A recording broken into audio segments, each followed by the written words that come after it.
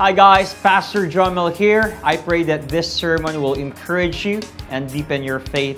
Kung na-bless po kayo sa message nito, please like and share and tag someone and let's spread the word about the goodness and love of our God.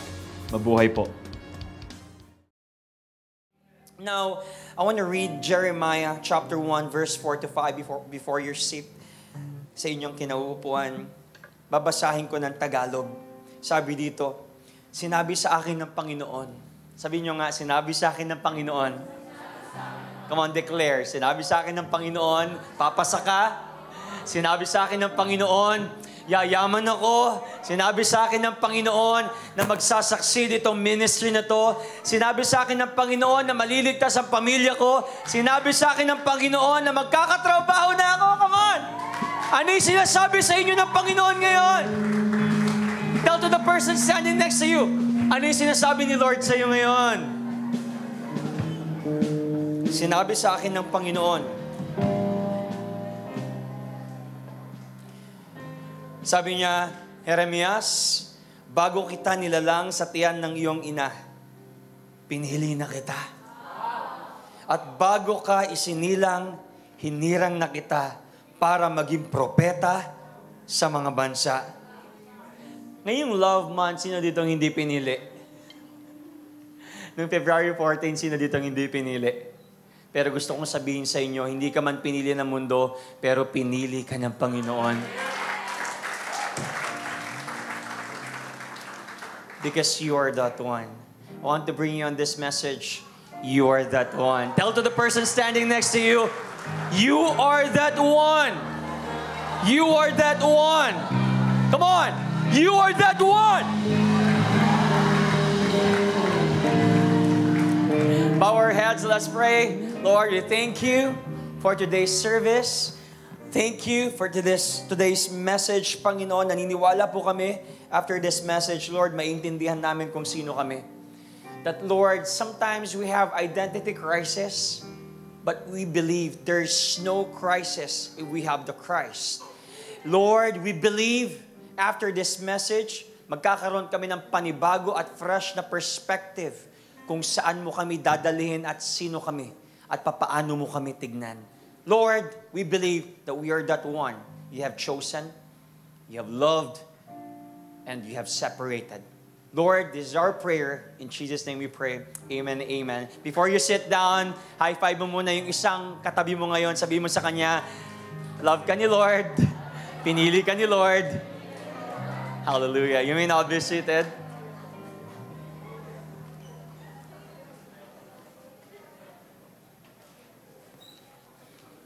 Sino dito excited na makinig ng salita ng Panginoon? Sino dito expectant ng Panginoon na may bibigay na panibagong revelation sa iyo? You are that one. You are that one. Minsan nakakatuwa, no? Pag yung mga magulang natin nagkikwentuhan, hindi ko alam kung nakikinig kayo sa kwentuhan or meron tayo mga fellowship with our family. Isa sa mga bagay na nakakatuwa at isa sa mga bagay na nakaka-excite pakinggan, yung mga kwento nila about their past. Nakaka-relate ba kayo? Yung nanay at tatay mo, pinag-uusapan nila yung mga exes nila. Alam niyo yun? Alam mo ba, anak, yung nanliligaw sa akin dati, American citizen. May kotse, mayaman. Hindi ko alam anong nagustuhan ko sa tatay mong yan eh. Di ba? Or maybe yung tatay mo nang babawi naman, alam mo anak, yung nililigawan ko dati, yung naging girlfriend ko dati, sobrang ganda. Tisay, ganda ng ngipin, pag gumiti, nakakatunaw. Ang ganda ng mga nails niya, color red. Di ba? Yung pag nag-lipstick, red na red, malakulay rosas. And nakakatuwang pag-isipan. Tapos, ito yung isa sa mga bagay na nakakatuwang sinasabi nila eh. Alam mo ba, Josh? Siguro kung nakatuluyan ko yung American citizen na yon, wala kayo ngayon ni kuya mo. Have you ever heard that? For sure, pag yung, anak, yung nililigawan ko dati, yung naging girlfriend ko, siguro pag yun ang nakatuluyan ko, wala ngayong Doc Josh, wala ngayong Pastor Jomel sa harap ninyo. But have you ever think of this? Na tinignan mo nga yung excess nila. Grabe, ang ganda nga ng mga exes, ang popogi nga ng mga exes, no? But despite of their situation, despite of their experiences, despite of their seasons, despite of their, their past, man, bakit silang nagkatuluyan? At titignan natin dito, yes, ang gaganda ng mga exes nila, ang gagwapo ng mga exes nila, pero bakit sila ang nagkatuluyan? Simple lang, kasi sila yung will ni Lord. At dahil nangyari yung will ni Lord, ikaw ay nandyan ngayon. Because you are that one na pinili ng Panginoon at hindi ka aksidente. So hindi naging aksidente yung pagmamahalan ng mga magulang mo, nanay at tatay kinasal, at then, bang, nandyan yung Gerald. Bang, nandyan yung Charles. Bang, nandyan yung Melaine or nandyan yung Joanna Mel. Hindi aksidente. Dahil ang nangyari sa buhay mo, kung bakit ka nandyan ngayon, ay will ng Panginoon. Amen. Jeremiah chapter 1 verse 4. I read these verses last week, pero gusto kong bigyan ng diin at gusto ko nang bigyan ng pansin itong mga verses na ito. Pakiusap lang sa mga tropa natin na nandito, please iwasan po natin na tumayo. Iwasan po natin na makipag-usap, makipagdaldalan sa ating mga katabi. Let's give a high respect sa salita ng Panginoon. Amen? Sabi mo sa katabi mo, I will be excited listening the Word of God today. Hawakan nyo muna at i-hold nyo muna yung kwento ninyo. Mamaya magkwentuhan kayo sa D-group. Amen? So please respect the Word of God. In verse 4, it says here, the Word of the Lord came to me saying. The Word of the Lord came to me saying. Sa Tagalog, ang salita ng Panginoon, sinabi sa akin ng Panginoon. Sinabi sa iyo ng Panginoon, sinabi sa akin ng Panginoon, hindi niya sinabi kay Kuya Mark at sabi ng Panginoon, Kuya Mark, sinabi ko sa ito at i-relay mo kay Pastor Jomel. No. Sinabi sa iyo ng Panginoon kasi He is a personal God. He is an intentional God. Every time He gives our calling, every time He calls us, every time He gives something sa atin, very personal. Hindi nakalagay dito na the word of the Lord came to them and please relay it to Jomel. Nakalagay dito, the word of the Lord came to me because, it was came to me. A personal encounter natin sa Panginoon, a personal and intentional calling natin sa Panginoon. Sino dito naniniwala ng Panginoon natin ay personal? Sino dito naniniwala ng Panginoon natin sobrang intimate? Na kapag tinawag ka niya, hindi na niya pwedeng baliin yung pagkakatawag niya sa'yo. Wala nang bawian. Amen? And I think, God chose us to last. Sino dito, nung simula nung tinawag ka ng Panginoon, gusto mo manatili? Sino dito naniniwala na tinawag ka ng Panginoon at wala nang U-turn? Mahina. Wala nang U-turn. Once I'm cold, I'll always be cold. At naniniwala ako na tayo tinawag ng Panginoon hindi lang para mag-last for a week, but to finish our race. Amen? John 15:16, you did not choose me, but I chose you and appointed you that you should go and bear fruit, that your fruit should abide, so that whatever you ask the Father in my name, He may give it to you. Ako po naniniwala ko na whether we like it or not, hindi naman talaga natin pinipili ang Panginoon eh. We have tendencies, we have proclivity na parang pag pinapili ka, si Lord o gala? Lord, gusto sana kita eh. Kasi syempre, alam mo naman, first time ko pupunta sa Baguio. We are not choosing God. Left on our own, we're not choosing God. We will not choose God. Praise God, may mga tao na nagpapakita sa atin at may nagpupush sa atin na, hey, piliin natin si Lord kasi mahal niya tayo eh. But even those people who are encouraging sometimes don't choose God.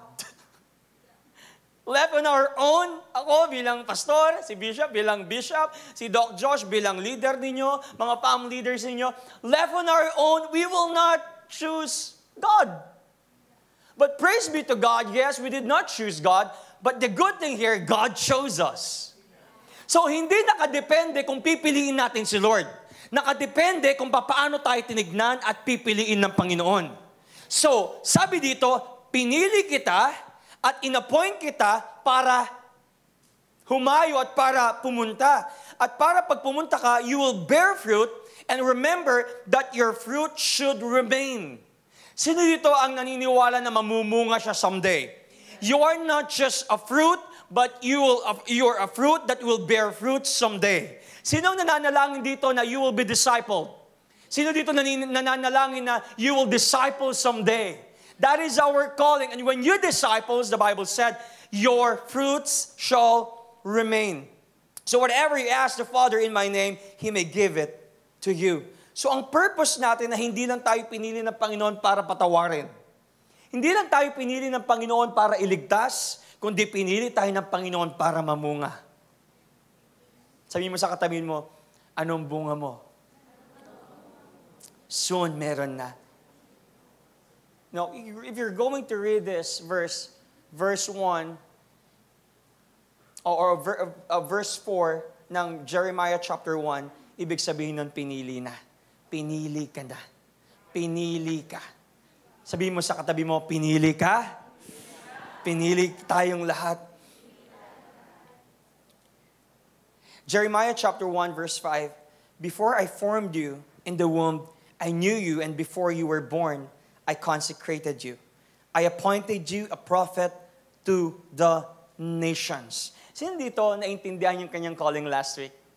Malinaw na sa kanya yung calling niya. Ang calling ko po, Pastor, ay, ako po'y madi-disciple at magiging follower ng Panginoon. Pero more than a follower, I will make followers. I will bring these people to you kasi yun ang calling ko. Sinong naniniwala? Taas ang kamay. Na tinawag ka ng Panginoon, hindi lang para patawarin at iligtas, kundi pinili ka ng Panginoon para mamunga. So, this is God calling Jeremiah. Yes, the word of God came to me, sabi nun sa verse 4, but in verse 5, sabi ng Panginoon, before I formed you in the womb, I knew you. And before you were born, I consecrated you, I appointed you a prophet to the nations. So I want you to underline this phrase, I formed you. I formed you. Sabi niyo, I formed you. So the word form in this verse ay nagpapakita na ang Panginoon ay sobrang lalim at sobrang intimate ng pagkakakilala sa iyo. Here's the thing. The way God was fully aware of who Jeremiah was, even before he was formed in the womb, is the same way He's fully aware of who you are. Gusto kong malaman mo na alam kang gawin ng Panginoon at ngayon kilala ka niya kung sino ka. And as your Creator, He knows more about you than you can ever know about yourself. I told this last week. I want to explain that. Sino dito kilala niya ang sarili niya? Hindi kayo nagtaas ng kamay kasi hindi niyo kilala yung sarili natin. Di ba? Sometimes, we don't know ourselves. Alam mo ba ang bilang ng buhok mo? Sino dito magsasabi na, Pastor, alam ko ang bilang ng buhok ko, 10,351.5 kasi yung isa napulit kanina. Sino dito alam ang hibla ng kanyang eyebrows? Wala. But the good thing, God knows that. He knows the number of our hair.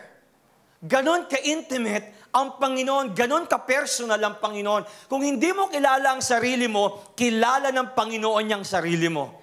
Why? Because He formed you. He is your Creator. And how do we try to know ourselves? How can awareness of how God knows you change the way you see yourself? Simply, this one, He formed you. Alam niyo itong phrase na to, ang ibig sabihin ng I formed you in Hebrew meaning yatsar. Yatsar meaning to mold into a form like a potter forming a clay.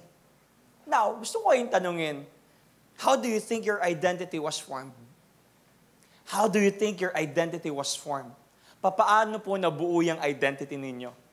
Minsan, kinukuha natin ang identity natin sa society. Pag lahat ay maputi ang mukha, dapat puti na rin ang mukha mo. Really? Pag hindi maputi, hindi daw maganda. Pag hindi naka-braces, mahirap. Kay Doc Josh. Kaya kahit hindi sungki yung ngipin mo, at walang mga gulo-gulo yung ngipin mo, nagpapa-braces ka. Bakit? Lahat ng kaklase mo, grabe, naka-braces kami. Di ba? At pag hindi ka naka-braces, hindi ka in. Sometimes, kinukuha natin yung identity natin sa sinasabi ng society. Kung ano yung nakikita natin sa social media, grabe, they went to Boracay na. Unlike us, Dad. Hindi mo alam na inutang lang din nila yung pamburakay nila. Na sometimes, we are being shaped doon sa part na, grabe, kung lahat ay naka-Jordan shoes, dapat ako rin. Hindi mo naman kaya pa. Don't make the social media as your identity. Sino yung nag-shape ng identity mo? Your relationship? Paano kapag broken yung relationship natin? Di broken ka na rin. Paano kung broken yung marriage natin? Di mas broken ka. Or maybe pag broken yung family mo, itong si tatay ko talaga, hindi na natuto, sabongero, lasinggero. Or yung nanay mo, bakit yung nanay ko ganito? Mahilig magluto ng dinakdakan. At si Lebron nanonood siya kung paano yung dinakdakan, yung kalaban. At ngayon ako naman ang dinadakdakan. Homograph. Tamawa kayo, ano yung homograph? but look at this. Sometimes, nakabase at inahayaan natin ng society ang mag-shape ng identity natin. Tama? Or maybe our failures. At tingin mo, kapag bumagsak ka sa isang exam, katapusan na ng mundo mo. Lagi ko sinasabi kay Glenn, take time. Slowly but surely, master your college. Joke lang. On time. Sino dito gusto on time pumasa? But, wala sa failures mo, at hindi sa failures mo nakabase kung gaano ka kamahal, kung gaano ka kaimportante, at kung gaano ka ka-valuable sa Panginoon, dahil ang Panginoon nagbibigay sa iyo ng identity, at hindi mo kailangan kuhanin ang identity mo sa mundo. So what I'm trying to say here is that our identity was not formed because of the society, but because of God. Because identity is not achieved. It is received. Hindi ina-achieve ang identity. Nire-receive sa Panginoon ang ating identity. At kapag hindi natin naintindihan ang identity natin, at pumasok ka sa isang community, kawawa yung community. Kahapon sa mentoring namin, pinakita namin kung gaano ka-importante ang individualism. By the way, walang masamang mahalin ng sarili. Sino dito mahal ng sarili? Kailangan mong mahalin ng sarili mo. Kasi pag hindi mo minahal ang sarili mo, paano ka magmamahal ng ibang tao? Love your neighbors as yourself. How can you love other people without loving yourself first? So there's an art of loving yourself, CZ. Diba? So, This part, mahalaga yung part na kilala ko yung sarili ko. Kasi kung ang success natin ay nakabase sa identity ng pagiging mayaman, bakit ang dami nagpapakamatay? Sino dito 10 lisensya? Sino dito ang daming titles? Dr. Jomel D. C. Gomez. CD, VCD, DVD. Lahat ng DD nasa iyo na. Pero ba't ang dami mga successful, quote and unquote, successful people na depressed, nagpapakamatay, nambababae, naglalasing, nagsusugal, because they're not whole. They don't know who they are sa Panginoon. But naintindihan na natin na pinili tayo ng Panginoon. Amen? Sumigaw ka nga ng amen kung pinili ka ng Panginoon at naniniwala kang pinili ka ng Panginoon. But I want you to know this. Yung pinili ka ng Panginoon or yung word or yung term na pinili ka, that is the end goal. Pag narinig natin to, surface lang. Gusto kong malaman ninyo, pinili ka for a reason. Kasi parang napaka-surface ng part na, uy, pinili ka! Talaga! But you don't know the reason why you were chosen. So, surface, and this is the end goal ng mga bagay na nangyari in the past, the reason pinili ka. Kaya gusto kong sabihin sa'yo na hindi ka lang basta pinili, kundi ikaw ay pinagplanuhan. So, plinano ka. Plinano ka. Marami kasing pinipili, pero hindi naman pinagplanuhan. Maraming pinili, pero hindi pinag-isipan. Maraming pinili, pero for the sake of, alright, wala na si ganito ikaw na nga lang, wala ka naman talaga sa plano kung bakit ka nandyan. Pero ang maganda sa'yo, pinili ka dahil pinagplanuhan ka. Pinag-isipan ka. Alam niyo po, ang sarap sa pakiramdam, nang i-invite ka sa isang kasal, at tatawagan ka ni MJ De Vera na ikakasal na. Ang sarap sa feeling Pastor, invited ka. Ay, ba't ganun? Ba't parang pamabae? Invited ka, Pastor, sa kasal ko. Dapat si LP pala yung magsasabi nun. So, invited ka sa kasal ko, Pastor. Ang sarap sa feeling nun, di ba? Sino dito, natutuwa kapag ini-invite sila at pinupuntahan pa kayo sa bahay ninyo. Last time, pinuntahan ako ni engineer tsaka ni Ate Camille. Inabot, Ninong, punta ka sa kasal. Ninong. Itong mukhang to, Ninong. Mukha na ba akong 50? I love this couple. Palakpakan naman ni Ate Camille. Very supportive. But look at this. Iba yung part na, yes, invited ka, pero customize yung invitation sa'yo. Pag sinabi sa'yong, Doc Josh, punta ka sa kasal ko. Yun lang. Pero pag sinabi sa'yong, Doc Josh, punta ka sa kasal ko, kasi may pera kong ibang table para sa'yo. Kasi doon sa table mo, sa gitna nun may chocolate fountain. 10 feet. Kukuha ka ng mga chocolate shoot at marami kang mga pika-pika doon. At sa gitna ng chocolate fountain na yun, sa taas nun, di ba 10 feet na, may another feet pa, may lalabas ng mga wine. Tapos after mong maubos yung chocolate fountain na yun, biglang may sasabog na, psh! Kung ano-ano. Di ko alam kung ano-ano nga, di ba? Imagine this, you were invited, pero customize yung invitation sa'yo.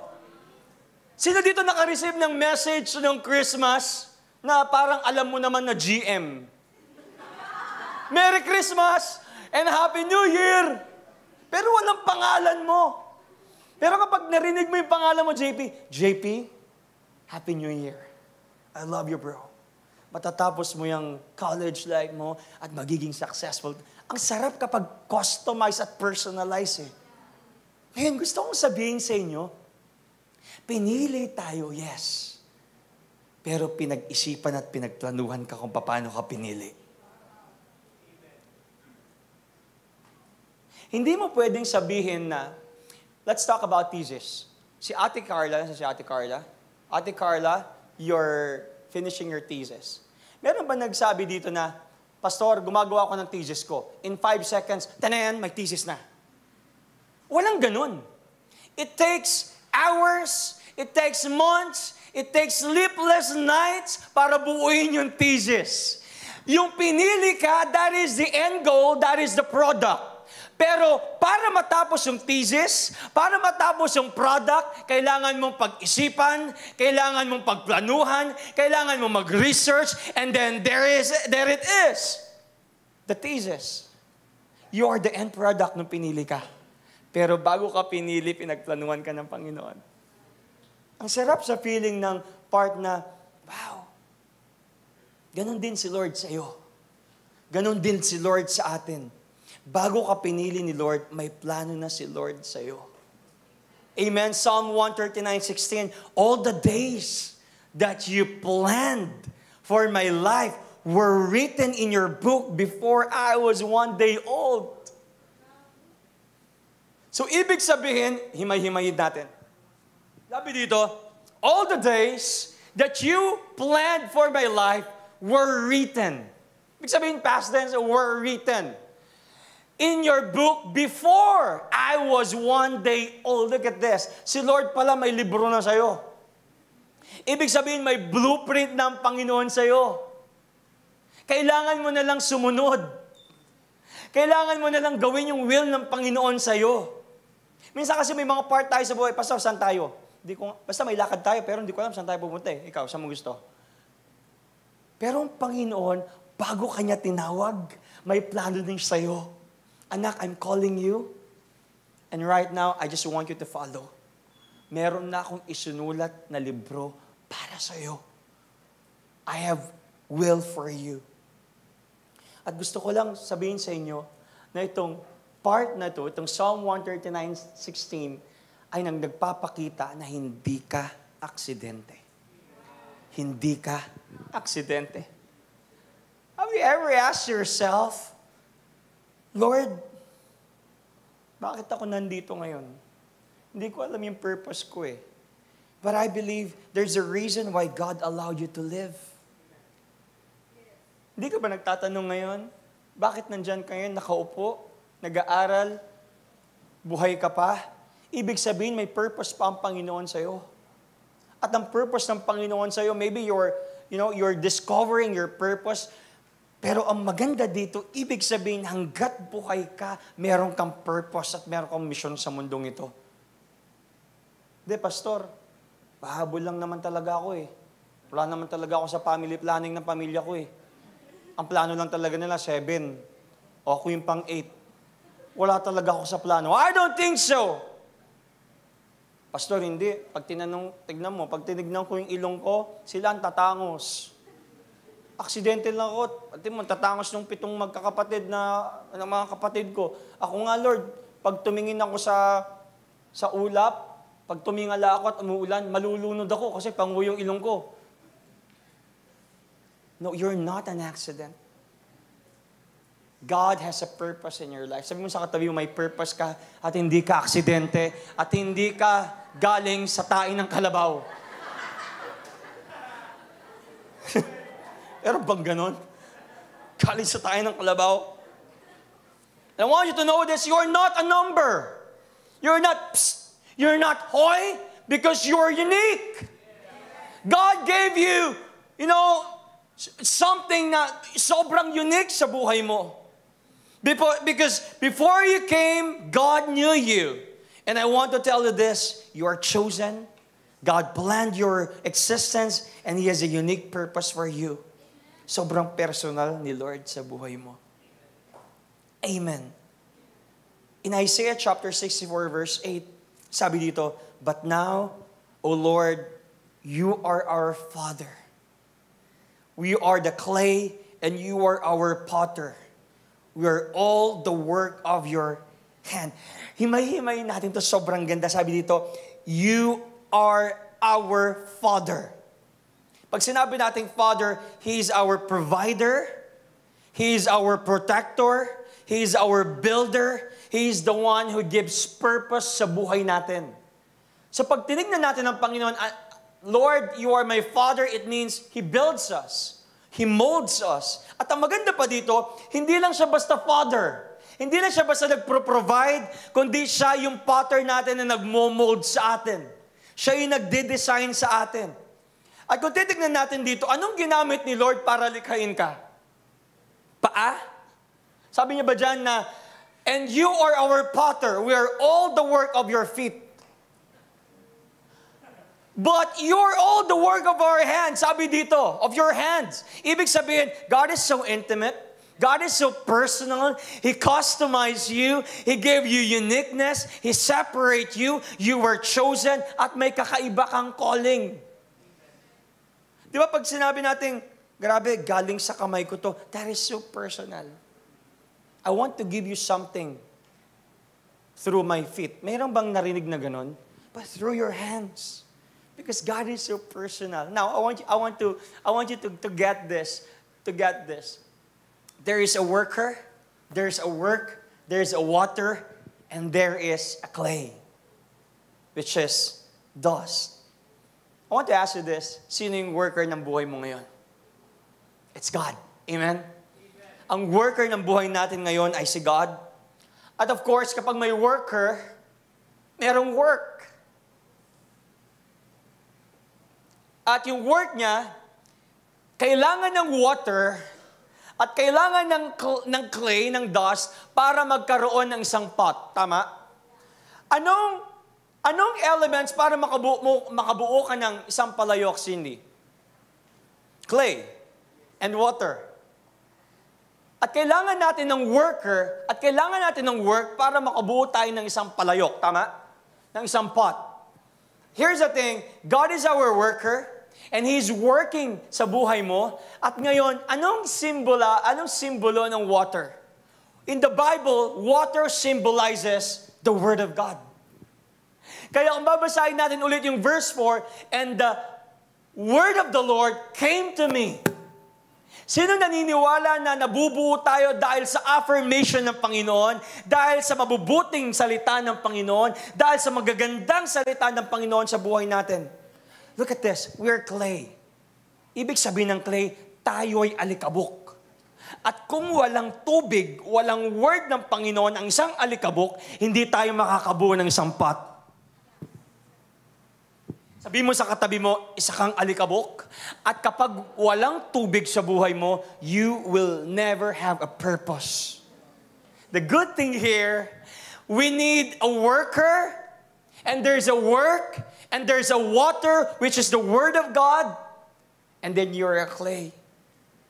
And this would result a masterpiece. You are a masterpiece. You're a masterpiece of God. At gusto ko pong sabihin sa inyo, pag gumawa ang potter ng pot, may purpose. Sasabihin ba ng isang potter, ba't po kayo gagawa ng pot? Wala lang, trip ko lang, display lang. Pag gumawa ang potter ng pot, may purpose. At ano ang purpose ng potter? The purpose na binigay sa iyo ng potter, that you are a pot already, ginawa ka niyang pot, ibig sabihin, you will be a container of blessings, you will be a container of wisdom, you will be a container of love, you will be a container of something na unique sa buhay mo, and because you are a container, you'll be an inspiration sa ibang tao. Look at that. Hindi ka ginawa ng Panginoon dahil trip niya lang. Mga kapatid, tayo ay ginawa ng Panginoon kasi meron siyang purpose sa buhay mo. Maybe you're sitting here, you're attending here, and I want you to know your purpose, that the reason God called you, ay para mamunga at yung bunga natin ay magtagal. And by the way, trivia lang, kapag gumagawa ang potter ng pot, hindi po ito mass-produce. Unlike yung mga sapatos. Pag bumili ka ng sapatos, magpapakawala yung kumpanya ng 10,000 na pare-parehong sapatos. Pero kapag ang potter ay gumawa ng pot, magkakahugis pero magkakaiba ng anyo at magkakaiba ng shape. Nung ginawa ka ni Lord, hindi ka mass-produce. Hindi ito nagpakawala si Lord ng 10,000 na Mika Noblesa. Magkakamukha yan, pare-parehas yan. Even yung mga kambal, magkakamukha pero hindi pare-parehas ng thumb mark. Hindi pare-parehas ng attitude and ng personality kasi wala, there is no such thing as identical something. Tingnan mo yung mata mo, yung isa mas maliit, kirat. Yung isa mas malaki. There's no such thing as magkapareho. So, nung ginawa ka ng Panginoon, hindi ka mass-produce. But the sad thing, Mika, ang nangyayari ngayon, gusto natin maging mass-produce tayo. Kapag may nakita tayong Koreano, gusto natin maging Koreano na rin tayo. Yes or no?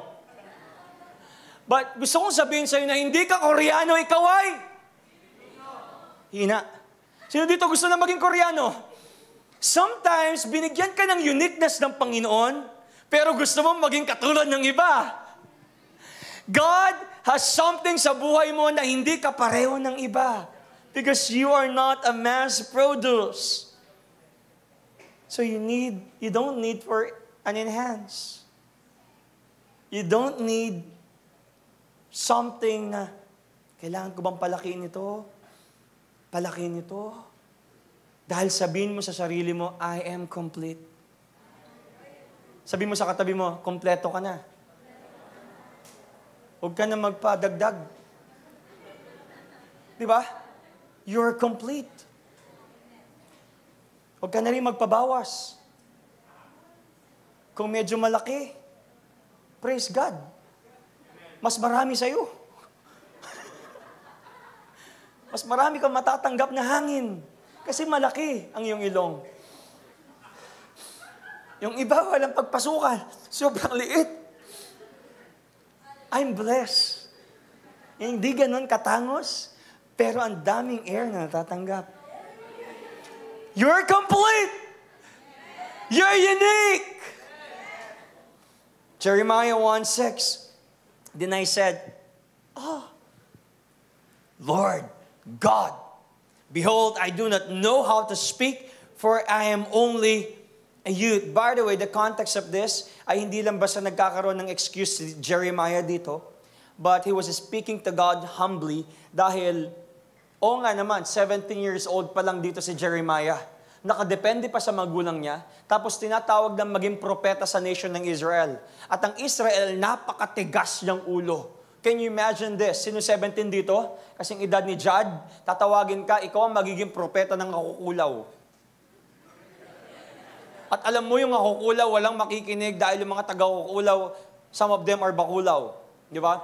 Dahil sobrang tigas ng ulo, sobrang tigas ng puso. Can you imagine this? Kung anong sasabihin dito ni Jad, imagine this. For example, si Jad dito, sasabihin niya, Lord God, behold, I do not know how to speak. For I am only a youth. But here's the sad thing sa buhay po natin, no? Minsan, ang nagpapahina sa atin ay hindi naman actually yung sitwasyon. Ang nagpapahina sa atin ay hindi naman actually yung trials and yung mission. Ang nagpapahina sa atin ay kung paano natin tignan yung sarili natin. I am only a youth. But I want you to know this, ng identity natin na hindi nakabase sa edad mo, hindi nakabase sa sitwasyon mo, hindi nakabase sa bank account mo, kundi kung paano ka tignan ni Lord. Kaya sabi din sa verse 7, but the Lord said to me, do not say, sabi mo, do not say, I am only a youth. For to all to whom I send you, you shall go, and whatever I command you, you shall speak. Do not say, Jad, that I am only a youth. Because you are a youth. You are a youth that can be used by God sa kukulaw, sa school mo, sa nation, sa campus mo, sa company ninyo, sa pamilya ninyo. You are a youth. And you belong to God. That you have no other master. And there is no one else you should seek to please but God. In verse 8, do not be afraid of them, for I am with you to deliver you, declares the Lord. Now, sino dito minsan natatakot talaga pag yung tinatawag tayo ng Panginoon? Lahat naman tayo natatakot, di ba? Pag yung pinag-preach ka sa malawakan o malakihang event, takot. Baka isipin nila, mali-mali yung English ko, hindi ko alam. Baka mabulol ako doon, tapos yung pormahan ko pa, hindi ganun kaganda. I'm only a youth, I'm only a Betanian. No, you're a Betanian, you have something, you have uniqueness na binigay sa iyong Panginoon. Hindi ka lang basta-basta, you're not just, you're something else. Dahil ibig sabihin ng unique, wala kang kapareho. Kapag wala kang kapareho, wala kang kapantay. At sabi dito, do not be afraid of them, for I am with you to deliver you, declares the Lord. Ang context po nito, para maintindihan nating lahat, si Jeremiah ay tinawag siya sa edad na 17 years old. At sinabi sa kanya ng Panginoon, hey, ikaw ay magiging propeta sa nation ng Israel. And take note, ang Israel po ay napakatigas ng ulo nila at walang pinakikinggan. Kasi ilang beses na nilang tinalikuran ng Panginoon. At itong si Jeremiah ay tinawag na weeping prophet. Bakit siya tinawag na weeping prophet? Kasi for 40 years, sa kakapreach siya ng goodness ng Panginoon, walang naniwala. Hindi ka ba iiyak doon? At ito ang pinakamasakit, Jezreel. Ang pinakamasakit, sabi ng Panginoon kay Jeremiah, huwag kang mag-aasawa. Tawagin ka mag-lead, mag-disciple, pero yung huwag kang mag-asawa, Lord, ibang usapan yan.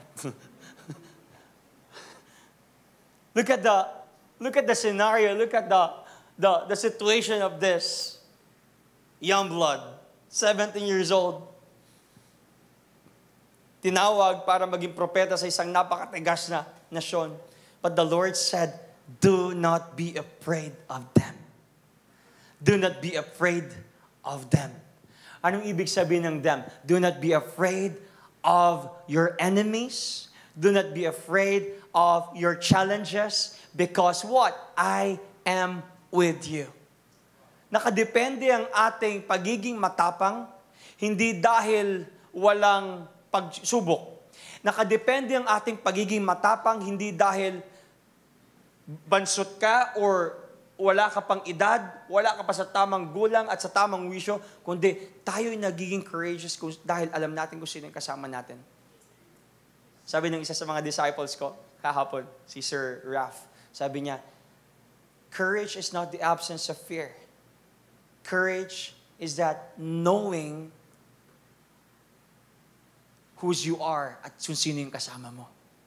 That if you know that the Lord is your shepherd, the Lord is your God, God is with you, you will never be afraid. So sino dito ngayon, ang tinatawag ng Panginoon at sinasabi niya, Lord, bata lang ako eh. But I want to tell you this, you are with the Lord. Sabi mo sa'yo, I am with the Lord, I am with the Lord. And sabi dito, for I am with you to deliver you, declares the Lord. So tinawag ka, pinili ka, pinagplanuhan ka, at ang maganda dito, pinalakas ka. Pinalakas ka. Pinalakas ka. Pag sinabing pinalakas ka, God gave you strength, God gave you wisdom, God gave you, reason to live, God gave you purpose. Dahil hindi naman na malakas ay may purpose. At yung mga may purpose, na binigyan ng Panginoon ng purpose, ay lumalakas. Pinili tayo ng Panginoon at hindi lang basta tayo pinili, kundi pinalakas tayo. In verse 8, do not be afraid of them, for I am with you to deliver you, declares the Lord. Let me read it again.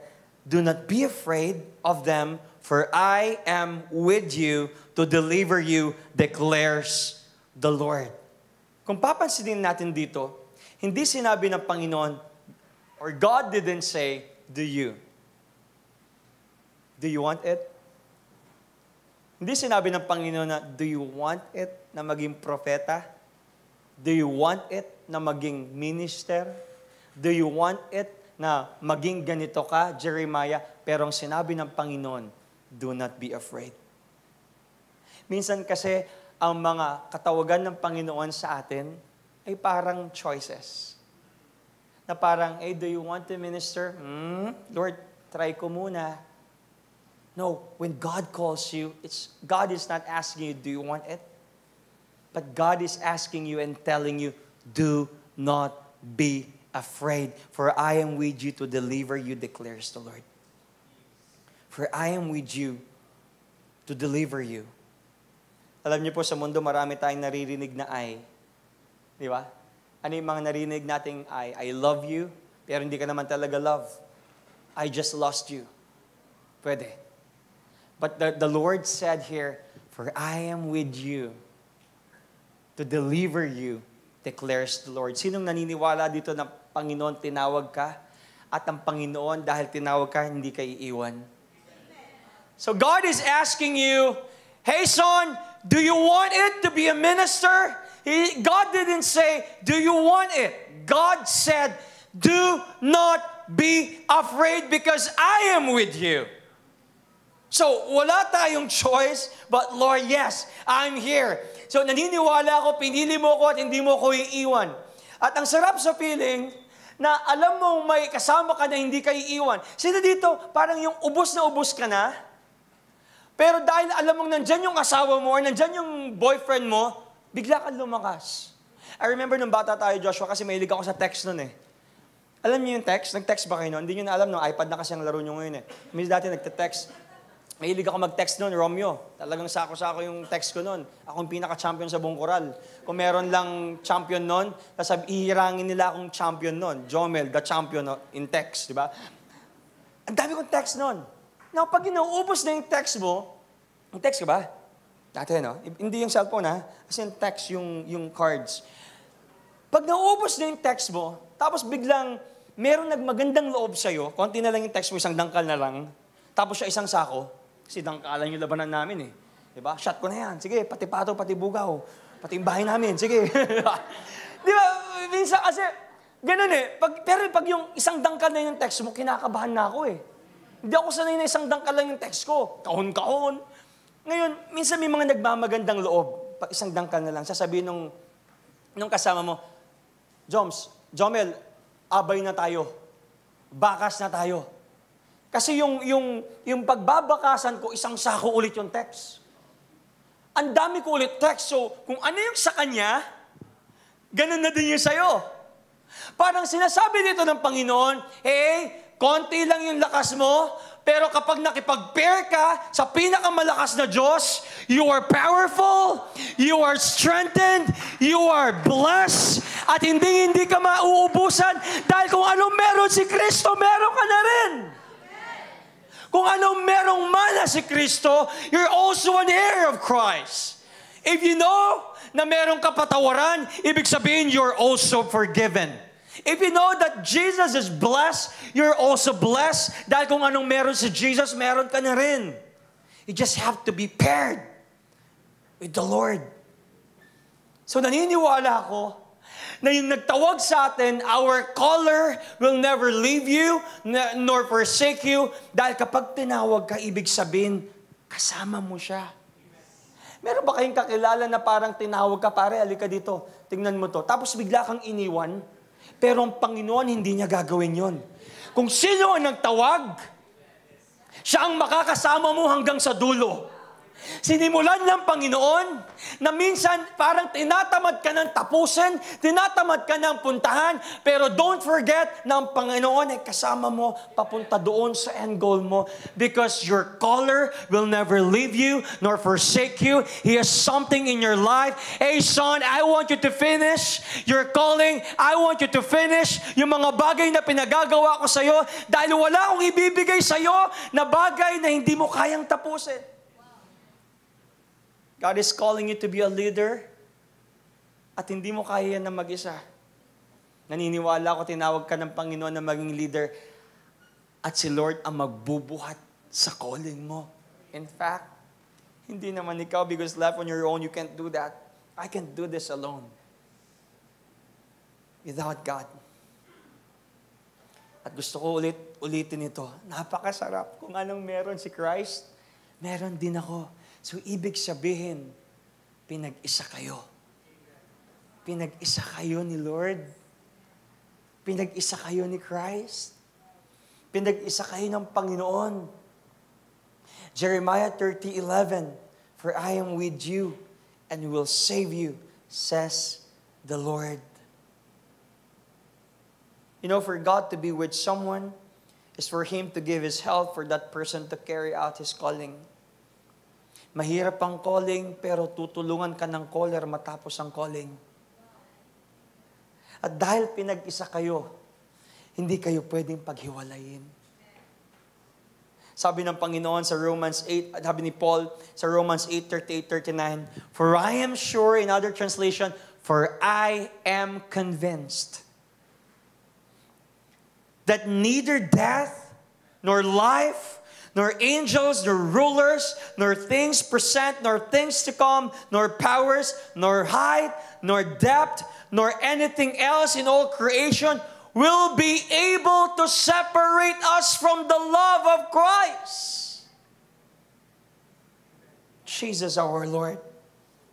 Alam niyo po, para paghiwalayin kayo ni Jesus at ikaw, alam niyo, tanging paraan para mapaghiwalay kayo, si Lord bababa ulit. At sasabihin niya sa sanlibutan, okay, binabawi ko na yung pagkamatay ko sa kanyo kasi wala kayong mga utang na loob.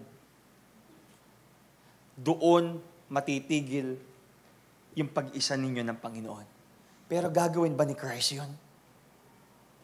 Sasabihin niya, okay, binabawi ko na ang lahat ng sakit, ang lahat ng blessing na ibinigay ko sa inyo. Kailangan niya munang bumaba ulit para mapaghiwalay kayo. But the good thing here, sa susunod na bababa ang Panginoon ay second coming na.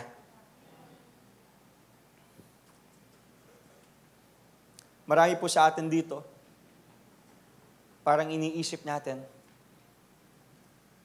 sino dito nakakaramdam na parang, Lord, tinawag mo ba talaga ako? At heart-to-heart talk to kita. Let me compose myself. Madumi yata.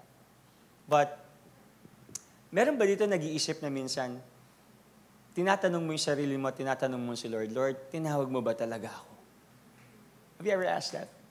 Bakit mo tinanong yung sarili mo? Kasi una, nagkamali ka. Pangalawa, nawala ka. Pangatlo, feeling mo, ayaw ka na ng church. Pero feeling mo lang naman.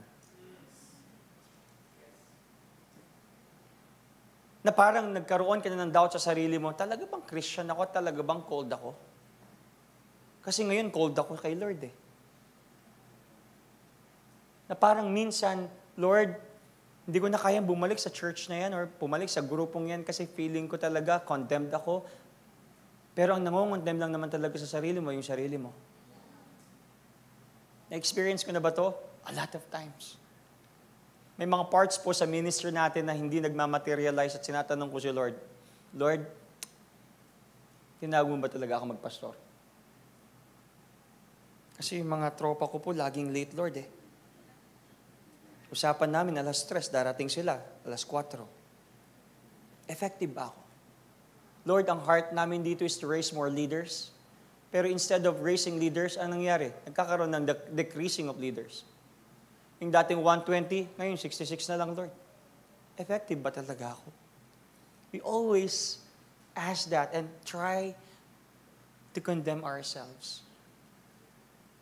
Sino dito talaga minsan tinatanong mo yung sarili mo, Lord, nagkamali ako doon sa jowa kung hindi kasi ako nakinig sa iyo eh.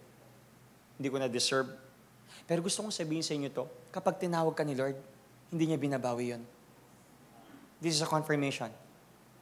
Kapag tinawag ka ni Lord, even though nagkamali ka, even though nagkakamali ka, at even though magkakamali ka, hindi babawiin ni Lord yung calling mo.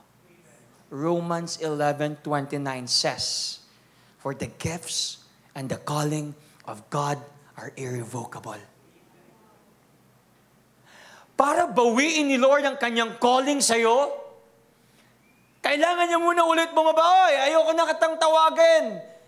Binabawi ka na, pero hindi na gagawin ng Panginoon. Once you are called, you'll always be called. Once you are saved, you'll always be saved. Now, here's the thing. Anong nawawala sa'yo? Yung calling mo hindi nawawala. Maybe ang nawawala sa atin is yung effectivity and yung anointing. Pero, when you ask the anointing, that power from the Lord, it will be given once again. Pero yung calling mo sa pagpipreach, yung calling mo sa pagtugtog, yung calling mo sa paglilid ay hindi mawawala because the gifts and the calling of God are irrevocable. So don't you ever think na ikaw ay tinakwil, na ikaw ay tinapon, na ikaw ay sinumpa ng Panginoon because you are always called. And God wants you to finish your calling. John 15:16 nakalagay doon. You did not choose me, but I chose you. And I'm sending you to go and bear fruit, and your fruit must remain. Here's the thing. God chose you. Ikaw rin ba pipiliin mo si Lord? Will you choose to be with the Lord?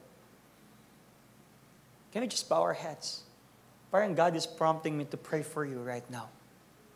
Lord, I pray for the heart of these people. Na kung feeling po nila, Lord, ay condemned sila. Feeling po nila, Lord, ay invaluable sila. Nang kanilang puso, feeling nila ay marumi. Wala silang karapatan na maglingkod sa inyo. Lord, remove that notion. Lord, remove that idea and perspective. Kasi Panginoon, ang value namin at ang identity namin na hindi nakadepende kung paano kami tignan ng mundo, kundi kung paano nyo kami tignan. And Lord, tinitignan nyo po kaming righteous. We're positionally righteous. We're loved. We're unique.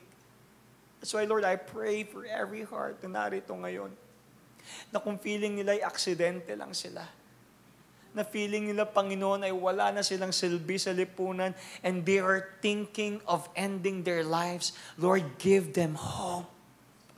Give them purpose. Malalim na hugot kung bakit dapat pa silang mabuhay.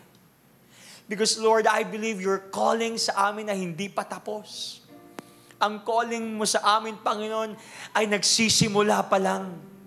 Ang calling mo sa amin, Panginoon, ay nagsisimula pa lang mamunga. That after challenges and situations in our lives, we will experience breakthrough. So Lord, I pray, those people who condemn themselves, please, ipaintindi niyo po sila kung gaano sila kamahal. At itong mga tao na narito, Panginoon, ay maiintindihan nila na hindi nila kailangan kopyahin ang mundo dahil binigyan na sila ng sarili nilang identity through Christ. This is our prayer. In Jesus' name we pray. Amen and amen. So our gifts and our calling, they are irrevocable. Hindi nang babawan ng blessing si Lord. Amen. And the blessing of the Lord adds no trouble. You're that one because someone called you.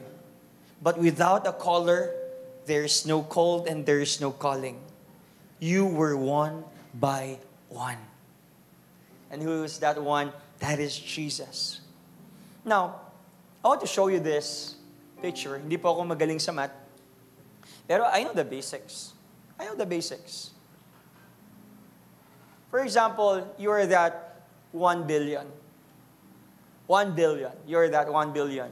You think that 1 billion, nandyan yung achievements mo, nandyan yung relationships mo, nandyan na yung mga titles mo, nandyan na yung mga lisensya mo, ang dami mong lisensya, di ba? Driver's license, ano pa?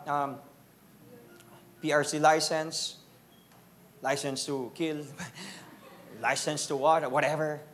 Imagine that 1 billion you have is your achievements, your identity, your relationship, your car, your possessions, your buildings, your shoes, your face value, whatever. But you know, itong 1 billion na to, kapag tinimes mo sa zero ay 1 billion times 0 is equals, you know, 0 times 1 billion is equals 0. Ganon din tayo sa buhay natin. Without that one, we are nothing. So who is that one? That is Jesus Christ in your life. You need that one so that you will feel so valued, so important na creature sa mundong ito, Lord. I know, kung wala ka, wala akong kwenta. At gusto ko pong malaman ninyo, don't get me wrong, alright? Don't get me wrong. Ako po, naniniwala ako na si Lord hindi madadagdagan at hindi mababawasan ng pagka-Diyos niya kapag nag-church kayo every Sunday. Mag-church ka o hindi, Diyos pa rin ang Diyos. Pero subukan mong tanggalin ang Diyos sa buhay mo. Mababawasan ang pagkatao mo. Actually, hindi mababawasan eh. You will be useless. You will be nothing. But with God, you have that 1 billion reason to live. You have that 1 billion reason to serve God. Hindi madadagdagan ang pagka-Diyos ni Lord kung mag-church tayo o hindi or magsaserve tayo. Pag nag-serve ka ngayon, JP, whether you like it or not, or mag-serve ka o pumunta ka dito, hindi, Diyos si Lord. Diyos si Diyos. God is for God. But subukan mong hindi mag-church ng 1 year for the rest of your life. I don't know. I don't know. But God is God. But you, without God, you're nothing. So dahil pinili ka ng Panginoon, plinano ka ng Panginoon, pinalakas ka ng Panginoon, kaya ikaw ngayon ay pinagpala. Pinagpala ka. Sino dito ang ramdam niya na pinagpala siya ng Panginoon? Imagine mo yun nakaupo ka dyan, Papakinggan mo itong salita ng Panginoon at mamaya pag-uwi mo dito, makakainom ka ng masarap na kape. At during your D group, may mag-i-encourage sa'yo at may magre-remind sa'yo na, alam mo ba kung paano ka pinagpala ng Panginoon? I don't want to compare you, pero look at yourself. You're successful, you're talented. Oh, by the way, you're alive. Wala kang aparato at nakasaksak na tubo dyan sa gilagid mo or sa ngalangala mo. Ibig sabihin, you're blessed. Pinagpala ka. At sino dito naniniwala na pinatawad siya ng Panginoon at niligtas siya ng Panginoon? Ibig sabihin, kapag may awareness ka na pinatawad ka at niligtas ka ng Panginoon, pinagpala ka. Pinagpala ka. Ephesians 1, chapter 1, verse 3. Sabay-sabay nga tayo. Basahin itong verse na to ng malakas. Sabi dito, and all praise to God who has blessed us. Woo! Because we are. Hallelujah.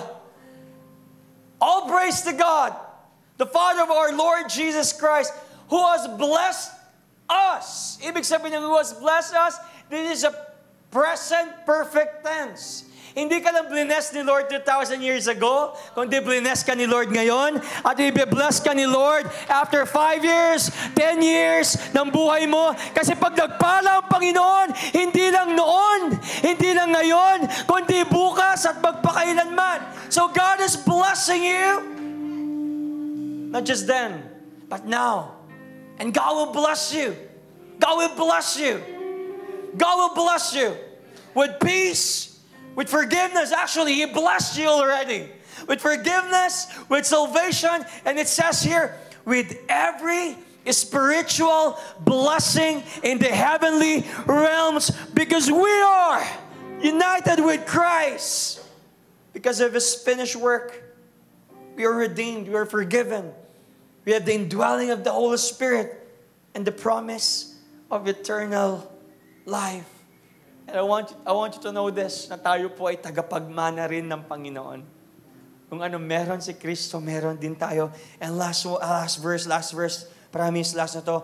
In Philippians chapter 4, verse 19, I'm reading Amplified Version. Baka hanapin nyo to, sobrang ganda nun ha. Iba itong ESV sa akin. Sabi dito, and my God will. Alam naman natin yung basic English, di ba? Pag will, it's certain. It will happen. Hindi nakalagay dito na, and my God might bless me if I'm good. Kapag mabango ako, kapag nag-church ako this Sunday.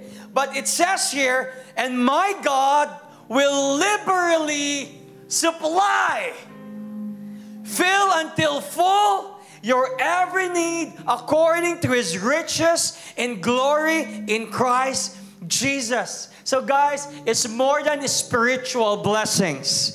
It's also financial blessings. It's also emotional blessings. It's also physical needs. Because sabi dito, every need according to His riches in glory in Christ Jesus.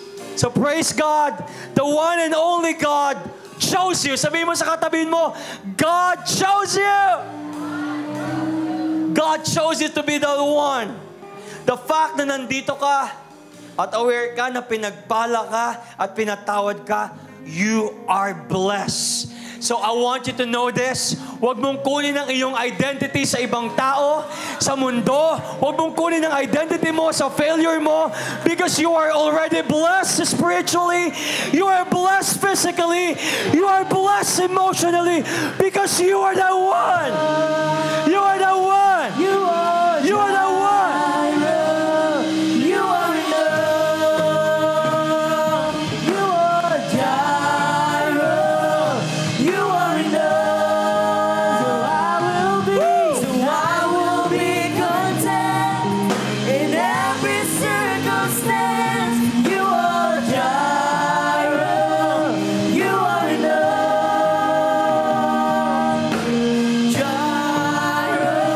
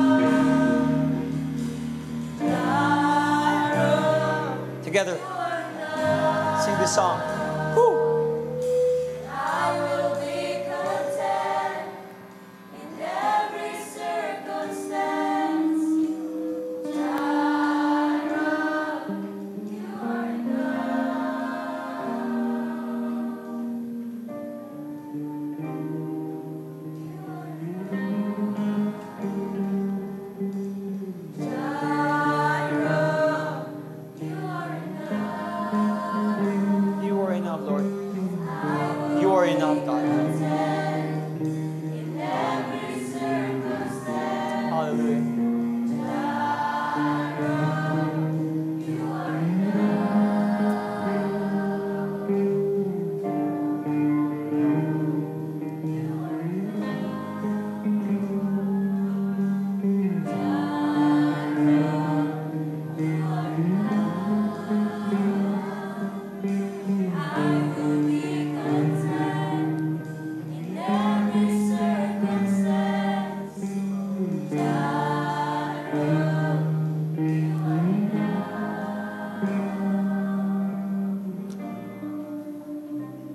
God is enough. God is enough. And God wants you to know that you are also enough.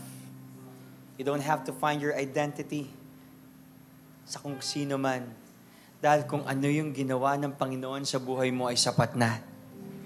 Binigyan ka ng buhay, binigyan ka ng purpose, binigyan ka ng calling. Pinili ka, plinano ka, pinalakas ka, pinag-isa kayo. At ngayon, sasabihin mo sa sarili mo, pinagpala ka. Pinagpala ka. Pwede ka bang mag-grab ng isang tao at hawakan mo ang kanyang kamay? Magharap kayo. Magharap kayo. At sabihin mo sa kanya, pinagpala ka, kapatid. Pinagpala ka, kapatid. And now, start praying for that person. Start praying for that person. Oh, hallelujah. Even the worship team, come on, pray for one another. Pray for one another.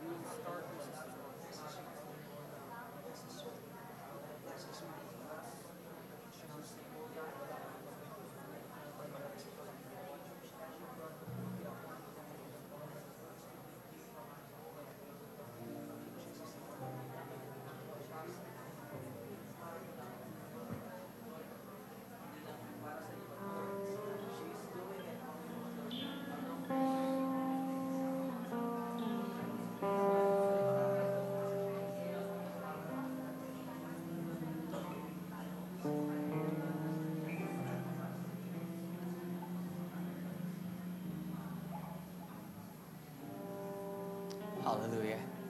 Hallelujah. Can we just lift up our hands together? Let me close this in prayer. Hallelujah. God, we thank you for today's message. Thank you for today's worship. Salamat po, Panginoon, because we are that one. I am that one. He is that one. You are that one. Lord, we thank you. Wala kaming pwedeng ipagmalaki dahil at first, wala naman po kaming purpose sa buhay. But because you bless us, you planned us, you gave us purpose, you chose us, Panginoon. Kaya kami nandito ngayon. And Lord, magiging visible po ang pag-iisa natin that I am united in Christ Jesus. So Lord, bless the people of Bethany. Bless our D groups. Lord, bless our family. Bless our business. Bless our studies. Bless our health in Jesus' name. So Lord, we receive the blessing of the Lord that will shine upon us, Panginoon. It will shine in our face, Panginoon. Makikita namin ang kadakilan at kabutihan ninyo. Lord, honor ka namin as we end this message. This is our prayer. In Jesus' name we pray. Amen and amen and amen. Clap your hands to God. Hallelujah. So are you ready to declare? Sabay-sabay tayo for our declaration in 3, 2, 1. Let's go!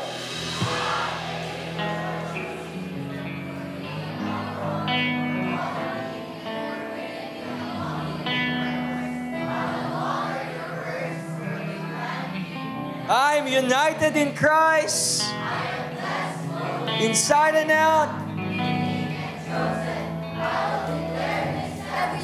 In Jesus' name, Amen and amen. So church is dismissed. See you next Sunday. God bless you.